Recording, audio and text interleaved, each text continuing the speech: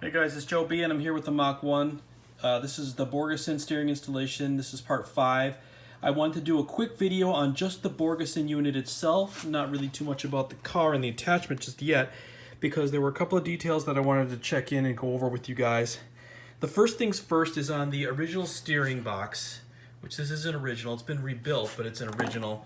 I went and got the nut. So I didn't find anything online. I had to do a little Googling, but there were no videos. I wanted to show you that the socket for the Pitman arm was a 1 5/16. This is the socket that you need in order to fit onto the nut on the bottom of the Pitman arm. This is the original nut and washer from the steering box.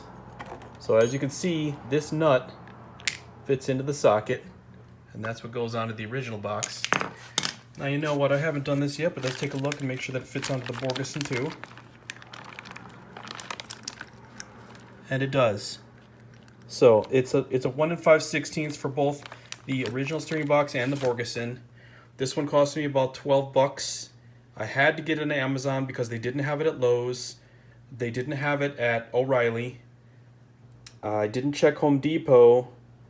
Actually, you know what, they did have one at O'Reilly, but it was a 3/4 drive. This one is a 1/2 power drive, which was the size of my breaker bar.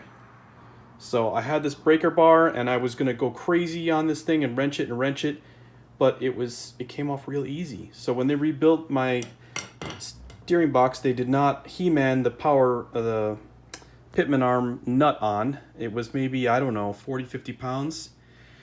And from doing a research online, it should be somewhere upwards to 150-180 pounds of torque on this thing. So after I put my Pitman arm from the old box, I'll just take this off of here. It should be hand tight now. Yeah. And I will put it over here. I'm gonna do this once it's in there. Okay, so I'm not gonna do this just yet. And the reasoning for that is you're supposed to center it. So right now I'm working on the rag joint. Now the deal with this is I slid it on and I saw that it had the little hole with the little,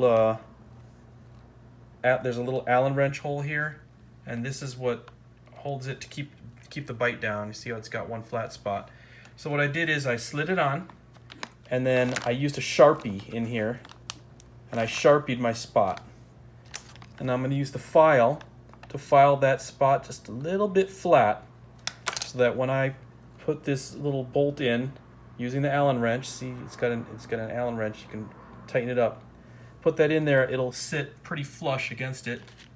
And then it's got this little 1/2 nut that screws on top of that to hold it down. Once I got the rag joint on, I'm gonna put the steering box into the Mustang. It came with 3 new bolts. These are probably also 9/16. And then once I got it in there, I'm gonna line it up with the manual steering linkage. And then I'm going to center it, and that's, you rotate the wheel all the way to the right, then you rotate it all the way left and you count, and then you just rotate it to the middle so it's dead center. Then you put your Pitman arm on, you put your nut on, you hook up the castle nut, and you can tighten this bad boy down, and that's where I'm going to really use the breaker bar to get it tight. But I didn't see any videos that really were going over this, so I just wanted to share this with you guys, that this is the plan that I'm going to follow through with on getting this thing in and getting it hooked up. All right, this is Joe B with the Borgeson unit. We'll see you real soon.